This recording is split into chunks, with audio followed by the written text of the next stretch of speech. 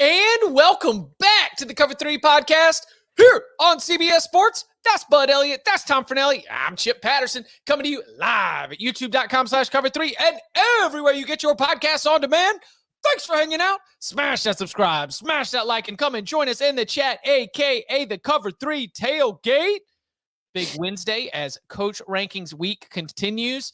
We have available, from the big yesterday, you could go find 26 through 68 of our CBS Sports 2024 Coach Rankings. And today, we are going to be part of the unveiling. You can also find it on cbssports.com shortly, 25 through number 1. So now that the consensus rankings are out, we can take Monday's show, which was, us talking about our ballots and sort of where we all stood on some of these coaches, and now get to see where the entire brain trust. CBS Sports, 24/7 Sports, lots of ballots here.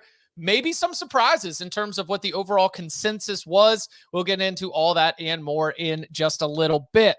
First, a section that I can only call off-season business. Some of this I think is very interesting. Some of this is just trying to let you, the fan, know what to think about some of the headlines that you're seeing. So let's start out in Amelia Island, where the conference that is facing a massive revenue issue has one of its biggest expenditures, bringing all of its coaches and athletic directors to Amelia Island, where the going rate of the rooms are about $1,300 per night.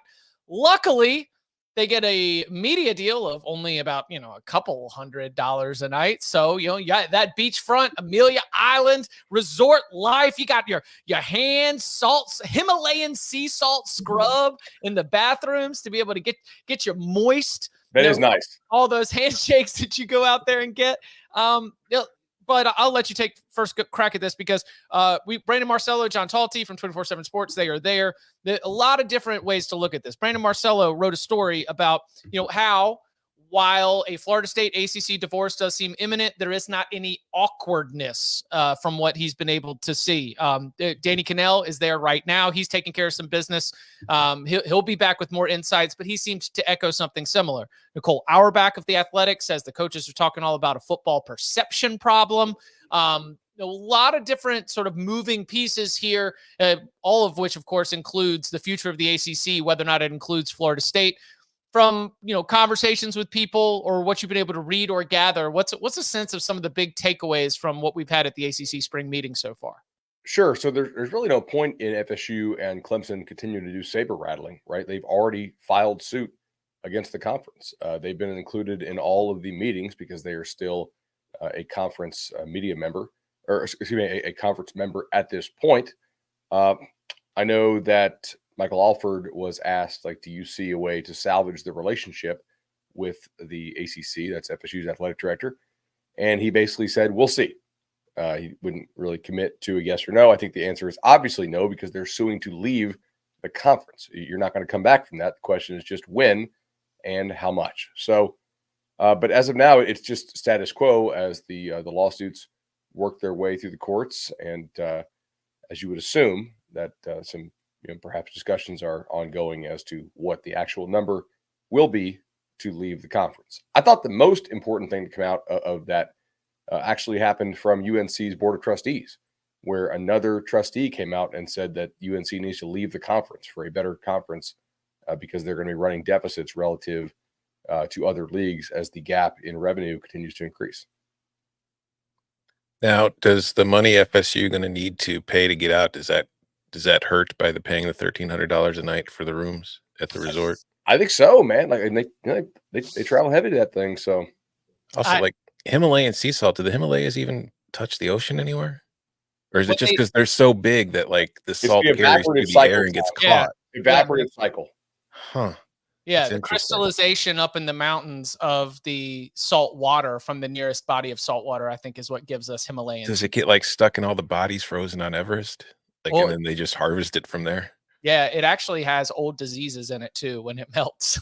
Just releases them into the universe. All right, Bud, do you want to go Chapel Hill Corner on this? Because that is legitimately fascinating, but it feels more like local politics than... Agreed. I don't think anything really comes of it right now. The only thing I'm interested in, so Matt Baker has been doing some FOIA requests of Tempe Times of UNC and he's asking, like, are you guys using any outside law firms to perhaps investigate other conference opportunities? Are you using any consulting firms? And so far, they've stonewalled him, and they're not giving him, they're not specifying like why they're not providing the documents if those documents exist. So I'm curious to see like that. He put that on Twitter this morning. I was like, I wonder what the deal is there. I mean, if you're Boo Corrigan, the UNCAD, there's really no. No. Bubba Cunningham. Oh, excuse me. Yeah. Oh, that's right. Sorry. So what's happening? Look. My view as someone who like lives here, went to the University of North Carolina, knows that the board is extremely divided, both in terms of how you feel about sports and how you feel about politics. Mm-hmm. And there are members of that board who also have political interests. And then there's also the North Carolina General Assembly. Like there are a lot of layers to this. And oh, by the way, they have an interim chancellor right now who didn't even come from higher education. I see this is not a reporting, but when I see this as the board trying to make a power grab and maybe even like being extremely critical of Bubba Cunningham in a way that I think is unfair. Like, it's like, we think the athletic department's been mismanaged. I was like, yeah, right. With all these national championships and like, these facility upgrades, they like, I think that it is, I think they are unhappy that Bubba doesn't have as much Michael Alford in him.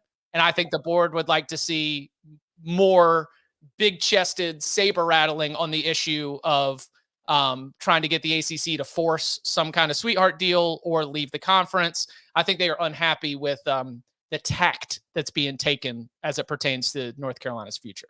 And I don't think that Bubba Cunningham needs to do that. No, North Carolina's got a big chip. There are reasons why Florida State did that, right? Part of it was a signaling process. Part of it was a feeling out process. Part of it was basically like, put your money where your mouth is, but the mouth is in private, and doing so in public was sort of saying, hey, and then obviously the lawsuit was the follow-up to that. Like, if you're UNC, you don't need to do that because, like, I think it's very clear the SEC and the Big Ten would want you. So based on your guys' knowledge, what's the timeline here? Like, how much longer are we going to do this little dance before everybody just ends up where they're going to end up? I would be shocked if FSU is in the ACC in 2027.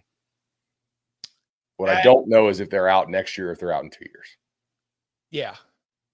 God, I think I don't want to do this for 3 more years. Yeah. I think North Carolina. Well, you wouldn't. It'd really just be 2 because you got to give a whole year notice. But yeah. I think North Carolina could remain in the ACC. I think that there is a path for that to happen, and that would be that would be the old guard establishment probably winning that internal battle.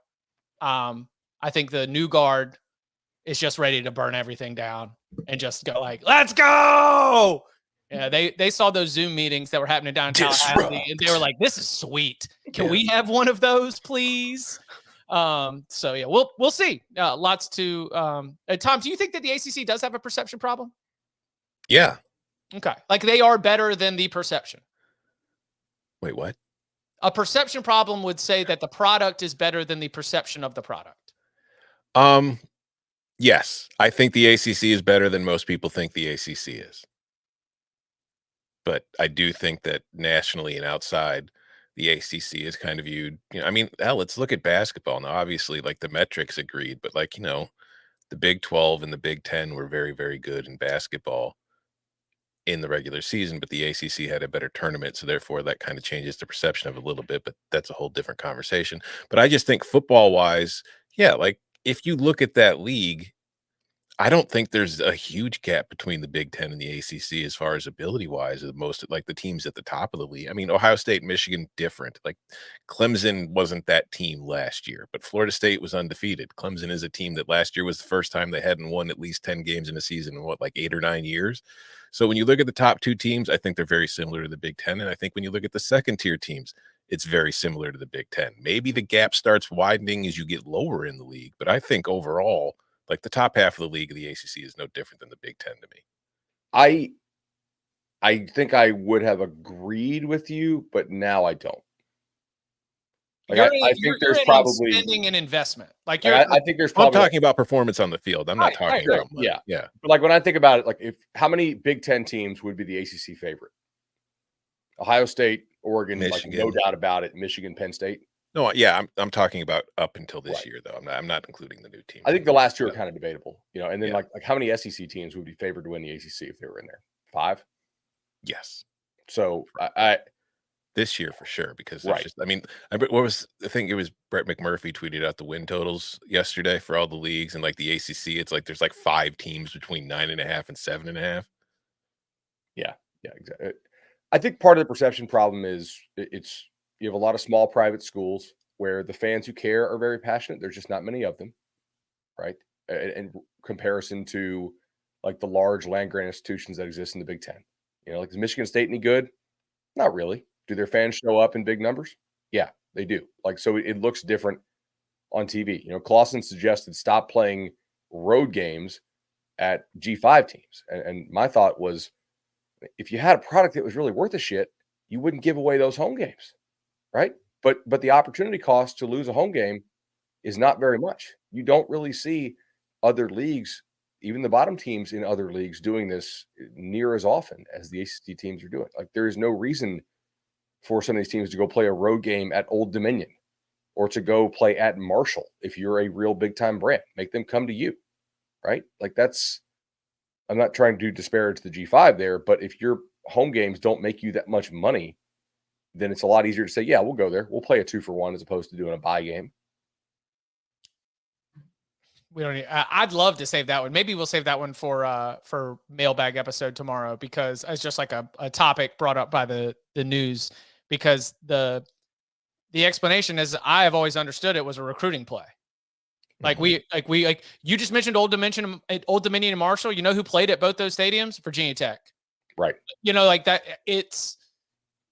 Alabama played at USF. You think that doesn't have something to do with IMG Academy and being able to get down into the Tampa area, or being able to sell tickets to Alabama fans that are playing in like a massive NFL stadium that has an international airport right there, where a huge part of your alumni base is a little bit different than playing at Old Tom. You know what I mean? Yeah, for sure. But also, Alabama's not Virginia Tech. We're working No, on that's true. Relative scales all up and down this process. And remember when Alabama nearly lost that game? I could not forget how unhappy and wet Nick Saban looked walking off the field after that win. And then they went to the playoff. And then crazy. And then they won the Southeastern Conference and went to the college football playoff and came within what is it?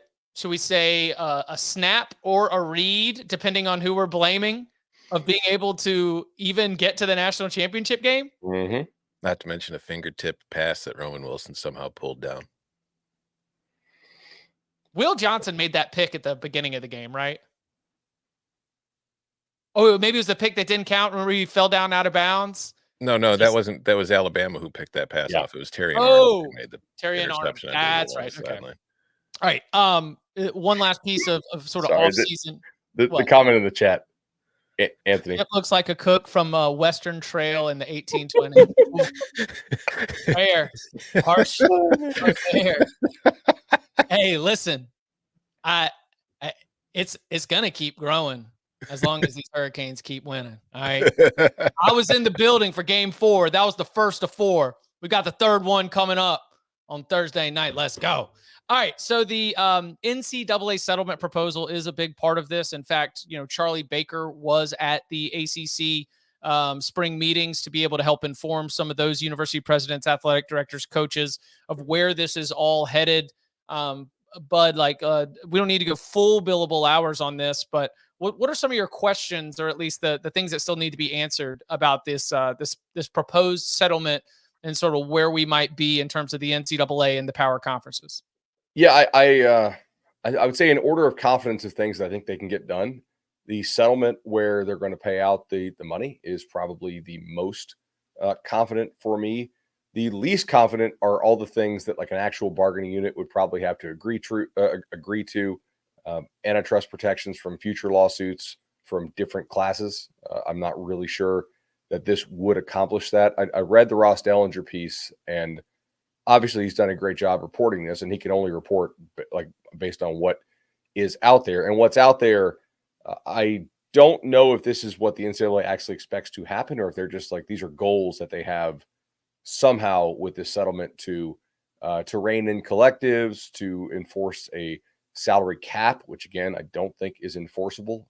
If anything, I think we might have more of like a floor, $20 million spending floor, not cap, in very short order. I don't know about some of these things that are going to, that I'm not really sure they can accomplish this, but we will see. There may be other things going on that are not in the little one-sheeter that the NCAA passed around to its conferences that has not been reported on yet because it hasn't been seen. So I don't know. Question here from the tailgate, and this is, we don't need there's no reporting here, just speculation. Do you think the House settlement is going to make any Power 5 program quit and go down to the division where quit and not play anymore? No. I'm interpreting it the way that you just said, Bud, because it has been something that's been on my mind. Will the establishment of a revenue share level of college football and college athletics, will it have universities that are not that are in the SEC, Big 10, ACC, or Big 12 deciding that they would rather play their sports at a different level? I don't actually think so. But if so, it would probably be one of these academic institutions that they just don't want to deal with it. Be one of those weird schools that is like, hey, we're a school. A school, right? Yeah. Actually, we're more than just a football team here. We actually have classrooms and laboratories and students. I mean, if you're a public institution who's trying to fill big classrooms, you don't step away from the big level if you're there. No. Yeah, I don't think it would happen, but if it does, it's going to be a smaller private school who just can't foot the bill. Yep. All right. Well, let's go ahead and dig into the coach rankings. So coming up on the other side, the CBS Sports Coach Rankings ballots have been tabulated. We have answers. Tom Fornelli wrote the story about it. We'll get into the top of those rankings next. Golf's brightest stars head to the Bluegrass State for the second major of the season. The PGA Championship, May 18th and 19th on CBS. Back here on the Cover 3 podcast. Let's see if it's posted yet, but if not, we're going to be, don't tell anybody. We're going to make our debut. Okay. Sorry, Jack. All right. Let's take a look at the top of the CBS Sports Coach Rankings. We've got the top 10 there on the screen as you're looking at it. Remember, this is the consensus from lots of ballots from across CBS Sports and 24/7 Sports. Kirby Smart at 1, Ryan Day at 2, Dabo Swinney at 3, Brian Kelly at 4, Steve Sarkisian at 5, Kyle Whittingham at 6, Kalen DeBoer at 7, Mike Norvell at 8, Dan Lanning at 9, Lincoln Riley at 10. Tom, we missed you on Monday. Much love to Lynn. If we get that back up for a second, why don't you find a spot where, because you had to write the story within the top 10. Which one, either higher or lower? Like, what's a coach that stood out to you as an interesting placement once all the ballots were tabulated? That's the thing.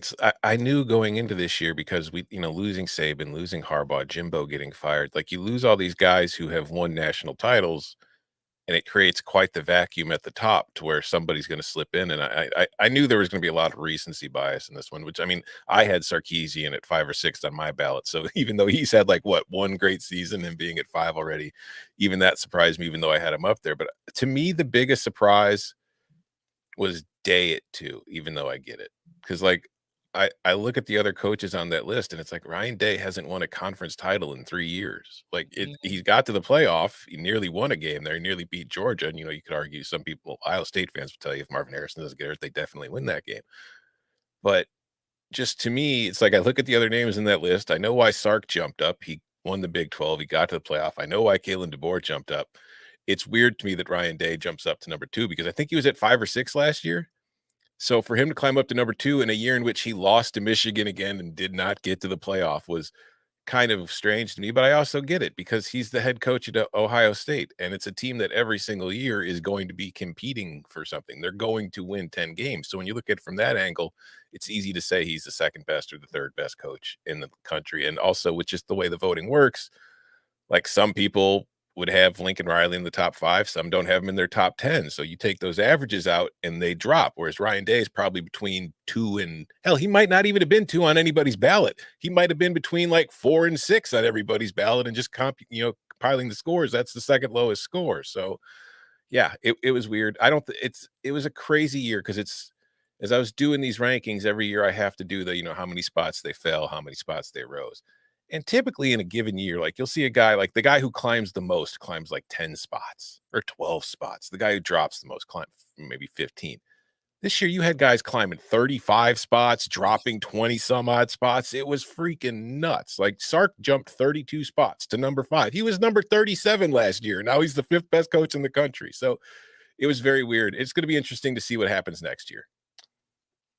Some of those jumps were because a lot of us don't rank the guys who killed it at FCS until they showed it at the FBS level. Mm-hmm. I remember last year talking about DeBoer. It's like, okay, like guys, there's some evidence here that he really killed it at FCS. He killed it as a coordinator, decent first year, but like there's a real chance to like make a big time jump there.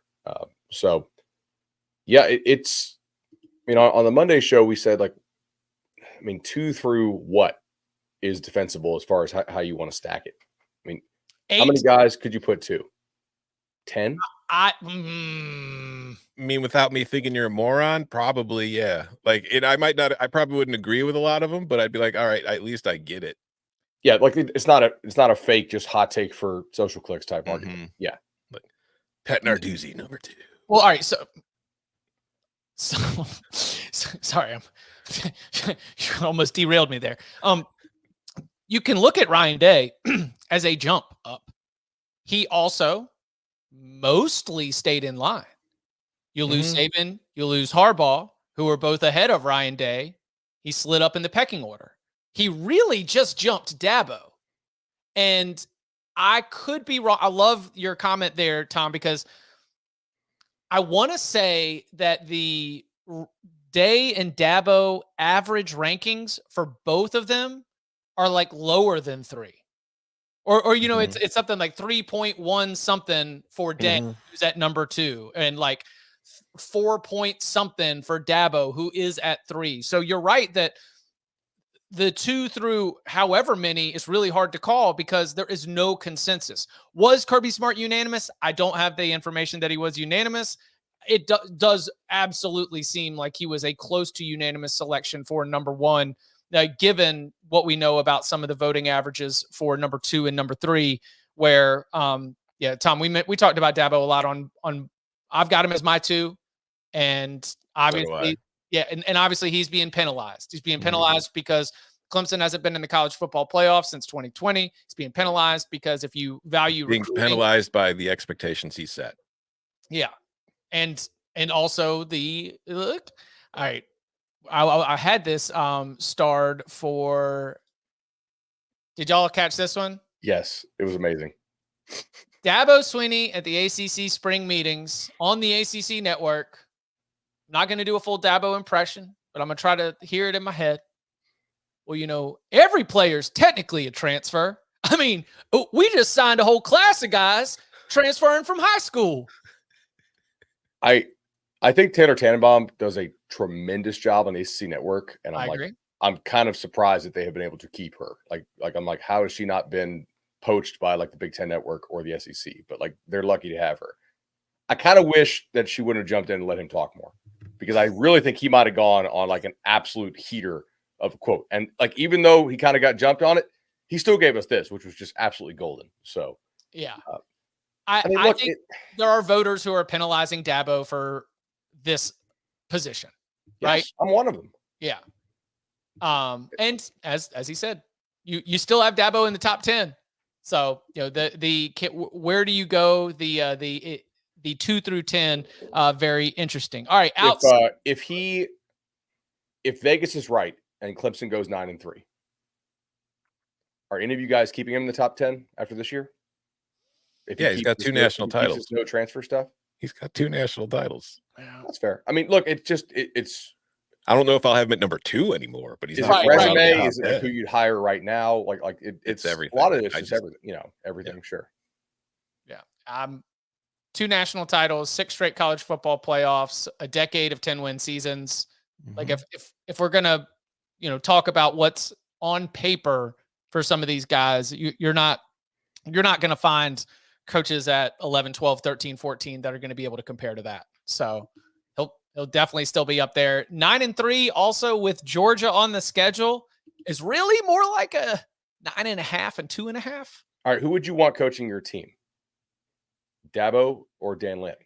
Dabo or Jeff Brom? Like guys who are using all of the resources, or guys who are purposely kneecapping themselves over some culture nonsense? I would take Dan Lanning over Dabo, and I would take Dabo over Jeff Brom, because Dabo's worst season was 8-4. Jeff Brom's typical season is 8-4. It's not like he's out there recruiting national title caliber teams. Well, we also, like, if we're going to celebrate Lance Leipold and, be able to apply all this, what you won at what level and what you did based on expectations, James Franklin still getting credit for Vanderbilt, then you kind of got to do that for Jeff Brom at Purdue.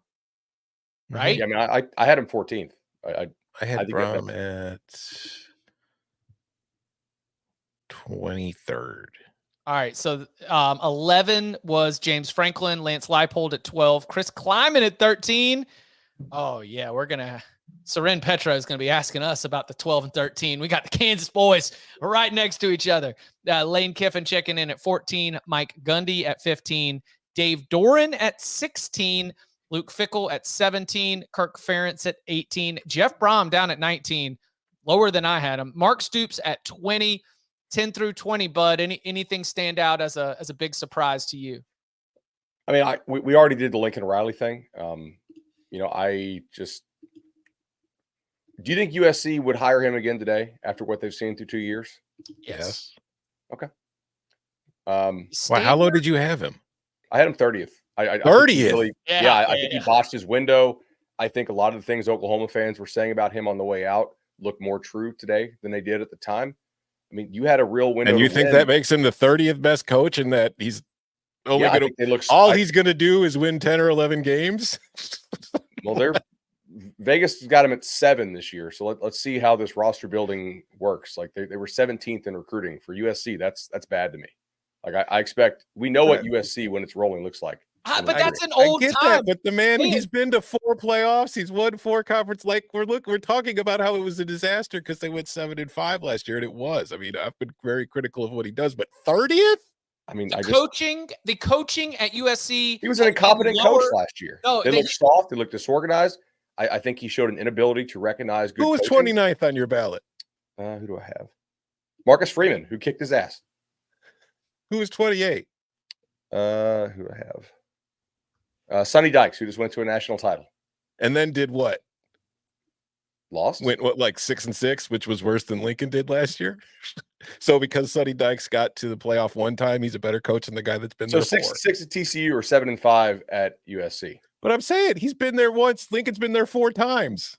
Sonny Dykes did a better coaching job last year than Lincoln did. Going 7-5 with Caleb Williams or 6-6 at TCU. Okay, man. I think 30th is way too. I'm out on it. Okay, I'm out on it. Like you held on to that DC who everybody said this guy sucks. You took him with you to USC. We gave you the benefit of the doubt for 1 year. Keeping him for the next year, you blew the Caleb Williams opportunity to win. I don't know, man. This feels like a Marcelo leaving Notre Dame out of his top 30 situation to me. All right, let's say it. Next year, will the ranking be closer to what CBS has it, or will you guys be closer to what I have it at 30 if they go 7-5 like Vegas thinks? Because I bet you all are going to come to me. I'm not coming to you on this if Vegas is right. I don't think I'm going to be down to 30. Okay. Unless he goes like 0-12. I don't think he's dropping to 30. He's kind of got a resume. 17th in recruiting, not really killing it in the portal. Like that's if you were 17th in recruiting and you crushed the portal, I'd be like, all right, cool. It's a different way of roster construction, but they didn't. Like they were one of the teams like LSU that needed to get a good D tackle, and they got their ass beat on the portal this year. Like they lost Isaiah Rakes. They haven't brought anybody good in to play interior defensive line. It's But are you ranking based on their activity in the portal this offseason or their ability as an entire coach in their entire No, career? I'm just ranking on who I would hire today. Okay. And my opinion of Lincoln Riley now is a lot lower than it was 3 and 4 years ago. Okay. So to your first point, when you said we know what USC looks like when it's rolling, I think that's 2 college footballs ago. I think the coaching at USC post Pete Carroll has been subpar, and I think that Lincoln Riley is an upgrade to what USC has had in terms of its coaching. And you could argue that USC institutionally is not that different from Miami in terms of how far the perception of what it could be is versus the standard that seems to be set by the administration, because they let that USC football program be just fine for a decade before they started really wanting to apply some pressure and really wanting to make some changes that come with going to get Lincoln Riley. I do think that the one defense that I'm surprised USC fans have not thrown at me on Twitter is that it's not Lincoln's fault that he misevaluated USC's NIL situation. That USC misevaluated or Lincoln? No, that would Riley have gone to USC had he known the true situation with their NIL? It has not been elite. So how much are we docking Lincoln Riley? You see what I'm saying? Yeah. He would have gone to LSU. So you're saying he would have gone to LSU when he told us he's definitely not going to LSU in that press conference because LSU would have had a better NIL situation. Right. Also, I think a lot of this comes down to, are you doing it based on who you'd hire today, or are you doing it based on resume so far? If it's resume so far, 30th is preposterous, right? This is my opinion of who I would hire today. Clearly, I think more of the folks in our voting still just have a hard time thinking there are 29 coaches I would rather hire than the guy who's produced 5 Heismans or 4 Heismans and won multiple conference titles because he had one bad season. I still think that's preposterous. Well, kind of 2 out of the last 3 seasons have been pretty bad. Are you the last? The last one with Oklahoma was pretty poor. Mm-hmm. Yeah. He's a Caleb Williams hamstring away from winning a Pac-12 title. That's what Danny said. He said if he's got one more college football playoff appearance, then you're looking at it a little. It seems really, really low. I think this is what makes it fun to argue about too. Yes, without a doubt. And this is why I'm glad that the process involves a lot of different people bringing their own way of ranking these coaches, and then we bring it together for a consensus, and we find some surprises. 20, Mark Stoops. 21, Eli Drinkwitz. 22, Sonny Dykes. 23, Josh Heupel. 24, Marcus Freeman. 25, Matt Campbell. Shout out to producer Jordan. If you're watching, Jordan, I owe you a call. He is surprisingly up in arms about Josh Heupel at 23. What? Yeah. Just the snub of the century that the Tennessee Volunteers head football coach could not crack the top 10. He jumped to number 16 last year after the 11-win season, and then he fell back after coming back down to earth. It seems perfectly reasonable to me. So deal with it, Jordan. This is one where I'm actually not the outlier. I'm exactly 23rd. Yeah, I had Heupel at, where are you at, Josh? 52nd. No, I had him at 28. I like what Jacob in the tailgate says. Stoops, Drinkwitz, and Heupel all being right beside each other does seem right. Yeah. Mm-hmm. They're all top 30 coaches. They're all good coaches, but they've got a Georgia problem, and that is preventing them from being able to join the ranks of those top 12, top 10 type coaches. And you know what? Better coaches than Josh Heupel have been seduced by Joe Milton and the potential of him. Harbaugh thought he could fix him and couldn't, so it's hard to blame a guy totally for that, I guess. Nico will save Josh. It's fine. The one thing that the top 25, and I mentioned this in last year's rankings because he didn't move a single spot this year. He's in the same spot he was last year. And it's just, I get it, but I don't get it. Why is Lane Kiffin in the top 15? They won the games they were supposed to win. He's a top 25 coach. I'm not arguing that. Right. But he won the 2 conference titles at FAU, but he also had a 5-7 season sandwiched in between them. He's never won a division title or a conference title at any Power 5 stop that he's had. I know Ole Miss just had an 11-win season, but again, he didn't jump in the rankings. We had him at 14 last year before last season happened. So just for me, Ole Miss should be a playoff team this year. Would you guys agree with everything they've done? They're all in. Like the goal is the playoff. Yeah. If they do not make the playoff this year and our voters still have Lane in the top 20, I am going to start calling them all out by name on this show every single day and force them to apologize publicly just for ranking their buddy high. I had him 11. Really? Yeah, I think that he is. First of all, I think he's kind of maximizing what Ole Miss can be under the current landscape of the sport. They seem to have some okay stability there relative to how many transfers he brings in. I think he is a really, really good offensive coach. And I think it's important to recognize that hiring people is a major job of the head coach. And I think he has recognized that he is not a very good recruiter and that he has to bring in more people on that side of the ball. They went out and hired a big time GM.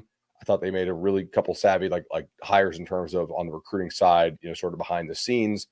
And he was also very progressive in terms of, hey, stop donating to facilities. We don't need this kind of stuff, right? Like put this money towards NIL. We need to have players. And I think he's kind of reaped the benefits of that. So I mean, he has adapted to the current landscape almost exactly the opposite way that Dabo has.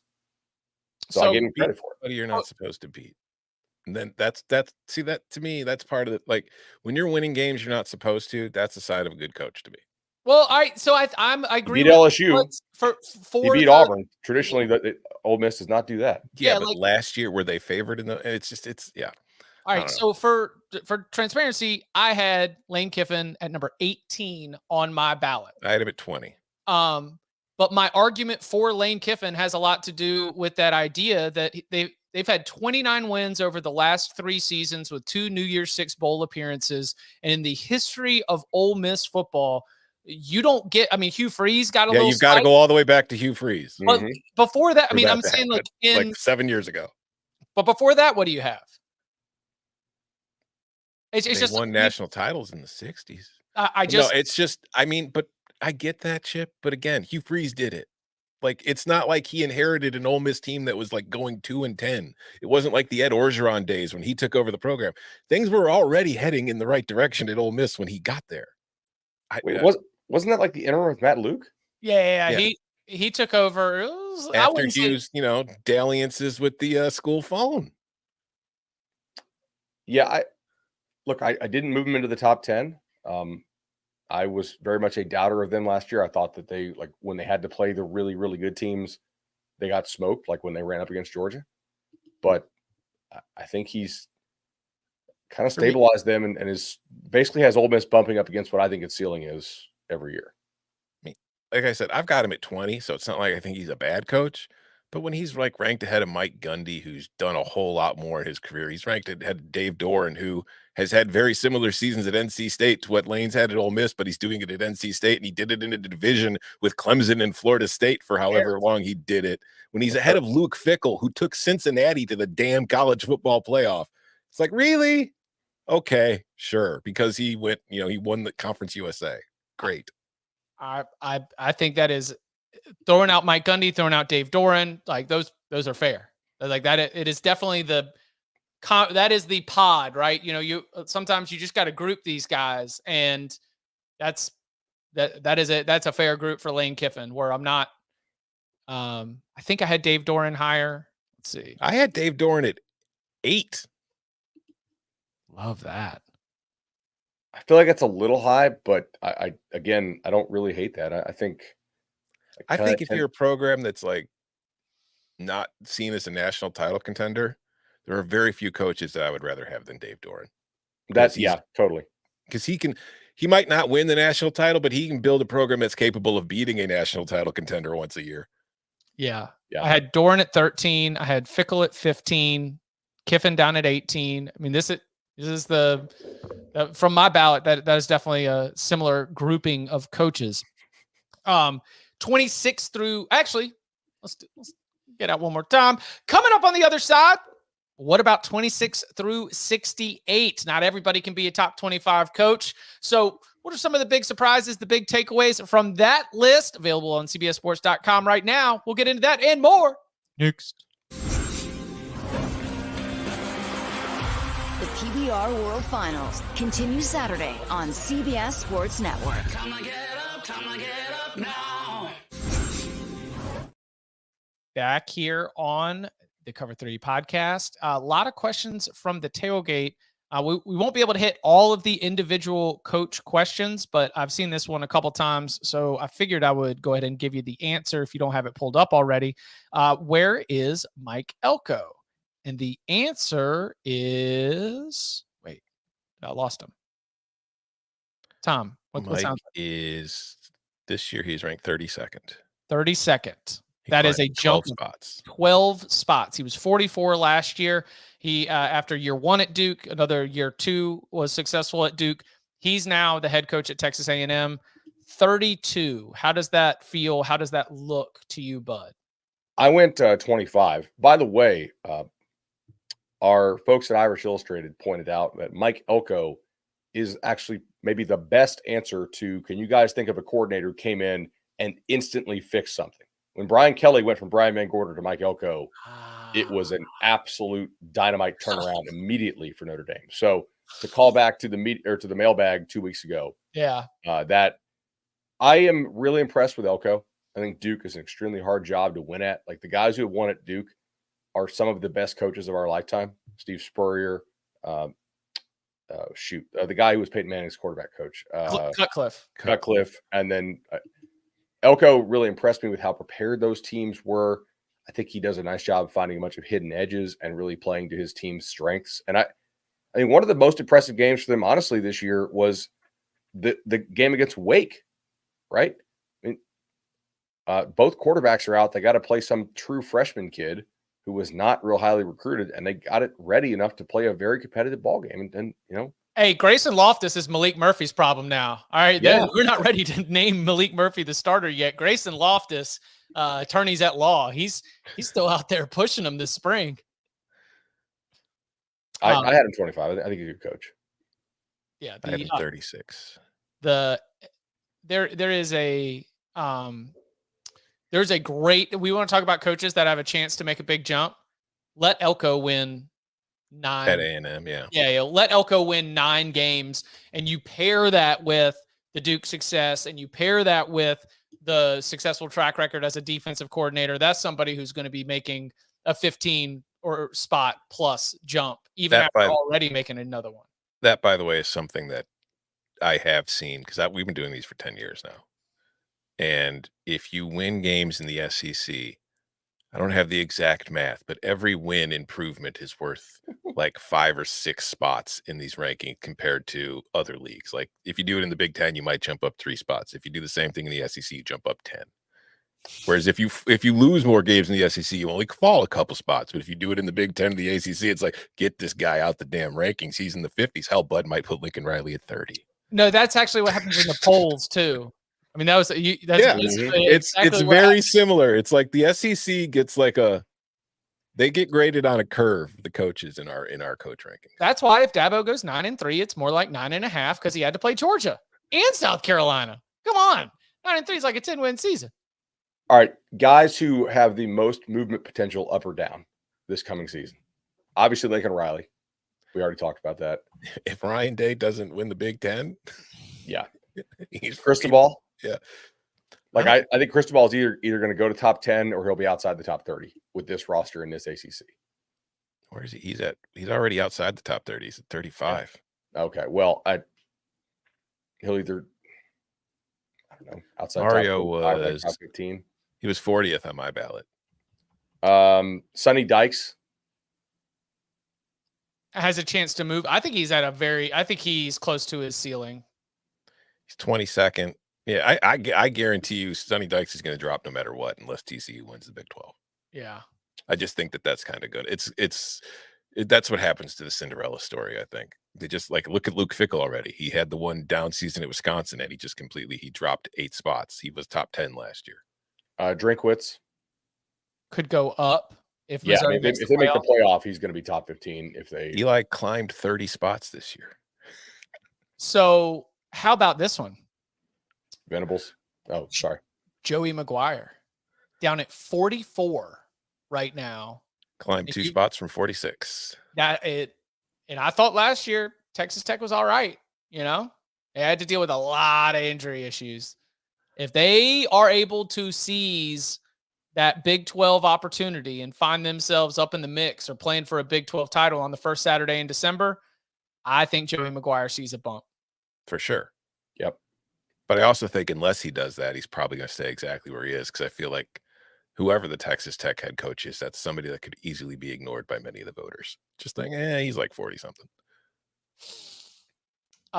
Let's see. Jonathan Smith, it could go the other way. He's at 27 right now.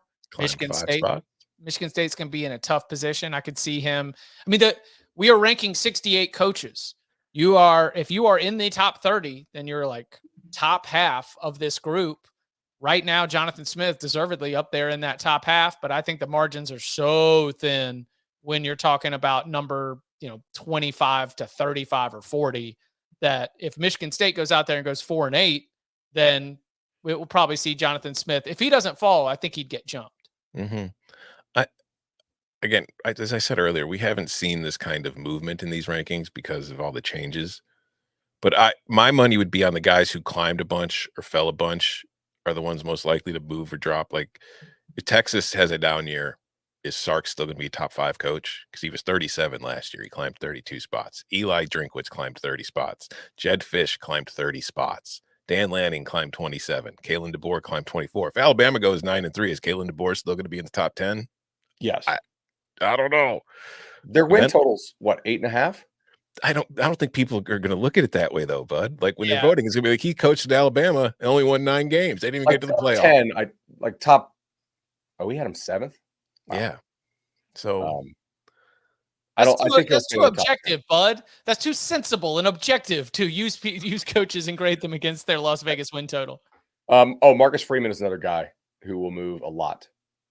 One way or the other? In either direction, yeah. Yeah. I love the quarterback room they're building there. I think he actually is landing some premium prospects now, especially like in the last 18 months. And if they don't put it together, and go 10-2, 11-1, I think he'll drop a pretty good bit. Could Mac Brown drop even further? He fell 15 spots this year. Yes. From 22 to 37. If you retire, you just drop all the way out. Dave Aranda, by the way, is who fell the most. 54. He was 28 last year. He's 54 this year. Sam Pittman dropped from 42nd to 59th. That's a 17 spot drop. And then there was PJ Fleck, who went from 24 to 39, which is 15. All right. What do some of those guys have in common? Bad hires. Oh, assistant coaching hires? Pittman botched the coordinator hire. It cost it, right? Like, he's not a guy that has, X and O coaching chops. So if you're going to be a CEO style guy, you have to nail your coaching hires, and he botched him, right? I think Fleck with the offensive staff, that was bad. So he got dropped. Who else did we say fell a lot? God, that is such a good analysis, like just a good little nugget to take away in terms of, the coach rankings released today. We're going to continue. We're giving you our, the first press of the olive, as I would say, but we're going to be asked about this on CBS Sports HQ. We're going to be asked about this on Radio Hits. We're going to be talking about these coach rankings for the rest of the week. I'll shout you out, but I think that's a great note for the coaches that are dropping. Are they having bad seasons? Yes, but let's go deeper. They are not doing a good job of the staff hiring process, and that's really impacting the results on the field in a big way. I am really stunned because let's see where I had Aranda. I am stunned at how rapidly Aranda rose and then came back to earth in terms of the excitement of, the LSU national championship season. Everyone thinks he's like this. Oh, he's just a different guy. He's so, he's so heady, and he gets Baylor to he was going to get the USC job. He gets Baylor to the Big 12 title game. And then all of a sudden, the wheels just kind of fall off there. It's been remarkable. And I think that staff hires is a good thing to be able to point to instead of just shrugging your shoulders. What was he last year after a 6 and 7 season? Who? Aranda. Aranda was 28th, but that was like a big drop too. He had been he jumped up to 14 or something. Yeah, he was top 15 and then dropped 14. Like, he was one of the biggest droppers last year, which is funny. So it's 2 years in a row. Dave Aranda has been one of the biggest fallers. I would just say, I bet you that the guys who drop and rise disproportionately, or like the big drops and big risers, are inappropriate reactions to close game win-loss record. Like Aranda's year when he went to the Sugar Bowl, they were 5-1 in single score games. Right? It like really good teams don't typically play 6 single score games. And then to go 5-1 in them, like there's some skill in that, but it's also quite a bit of luck. Was Joey McGuire a materially worse coach last year than he was the prior year? No, the prior year they had crazy good close game luck, and last year they had some injuries and some like close luck losses. I don't know. I don't know where I'm going with this, but when I hear about some of these drops, I'm like, yeah, that team was good and also really lucky the year that he got bumped up. Yeah. Unfortunately, when we only have 12 data points in a regular season, right, like we're going to draw on a lot of stuff that just ends up being lucky. The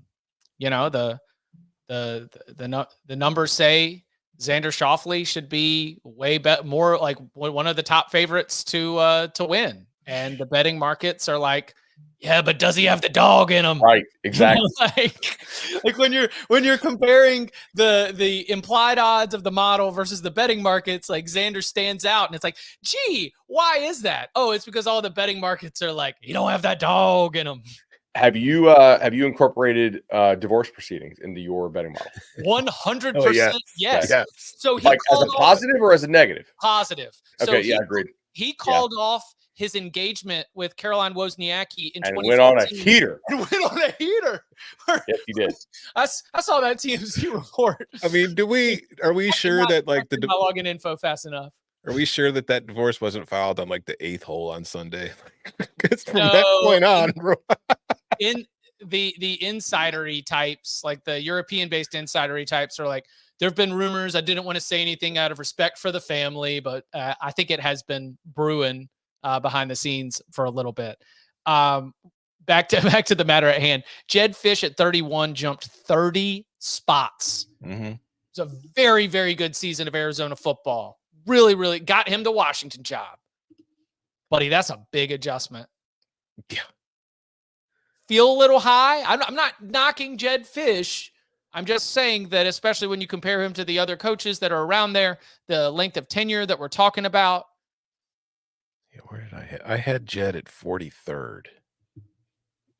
I had him 36. So somebody had him really high. Yeah. No, I don't know if he'll fall much, or I mean, I think he's more likely to rise simply because if he wins again, being at 31, he'll jump up. Whereas if Washington goes 7-5, he'll probably still be ranked in the 30s next year. For the record, I have him at 40. So it's not that I take as much issue specifically with the spot of 31. It just is a wild reaction to. So you had him what, 30? 40. 40. Bud had him at 36. I had him at 43. And he Show yourself. Finishes 31st, huh? So somebody has him like top 15. Yeah, probably. Yeah. Which you taking bets on this in the private chat and really buying in after the one great season. Yeah. And listen, I've been a Jedd Fisch guy, but what was I saying that first year there, Chip, when they were winning like 3 games? They play hard. That's right. They've been playing hard from the start. So I wasn't surprised to see it happen, like the improvement come. But I do think there was some to last year's improvement that might not be repeatable. All right, so I'm going to drop a little Easter egg. We're here in the 55th minute of the episode. Both of the names that Bud just submitted as the potential Jedd Fisch, how would you describe somebody who like outliers? Yeah, Jedd Fisch outliers. So both of the names that Bud has suggested, I'm going to try to get as a guest at some point in the next 2 months, and we'll ask them both. Okay. I'm going to say it's the first one. Huh? Oh yeah. There's some regionality there that would definitely play into that, but we'll have both those voters on the show at some point in the next 2 months, and we will ask them if they were the ones. As we say, hey, by the way, bring your coach ranking ballot, and then we'll be able to see if they're the ones that had Jedd Fisch in the top 15, getting him all the way up to number 31. Yeah. Anything else? Yeah. Since Tom wasn't here on Monday, who was the guy that you struggled with the most? Oh, good question. Oh,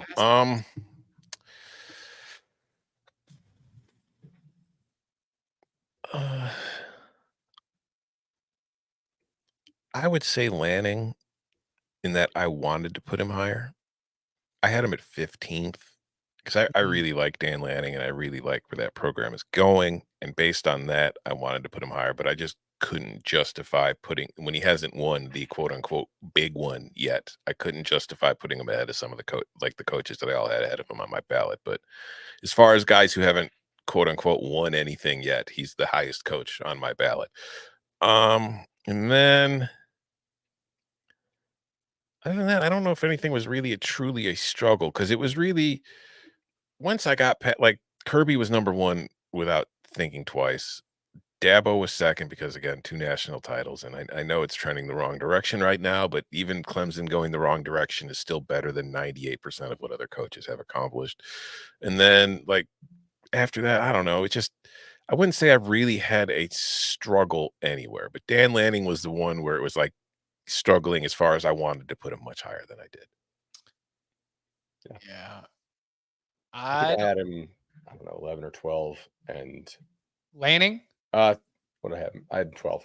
I had him 11.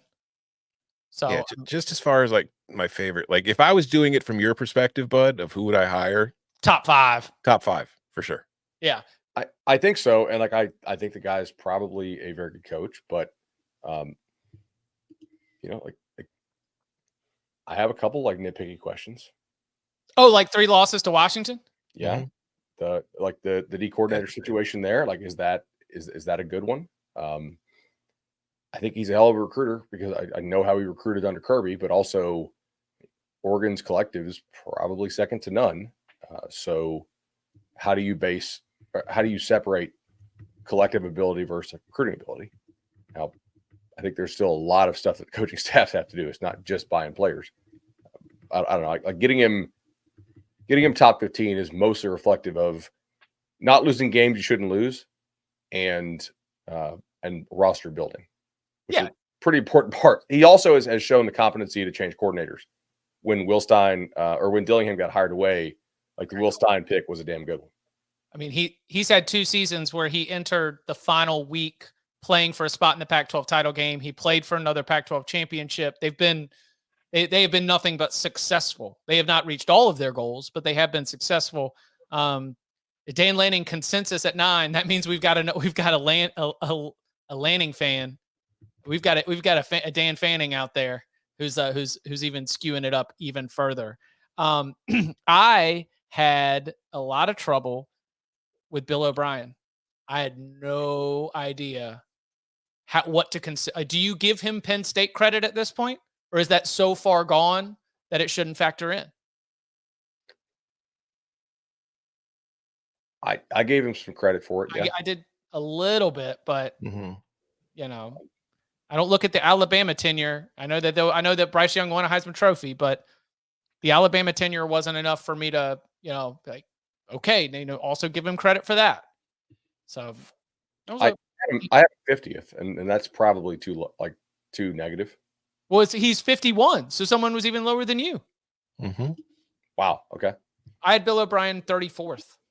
I was not going to put him top 30, but giving him credit for stuff he had done previously, still had him up there. I had Bob at 53rd. It's a tough one to rank. It is, but part of that for me was also just like the time away as head coach. It's like what he did at Penn State is one thing, which was impressive considering where that program was and what it was dealing with.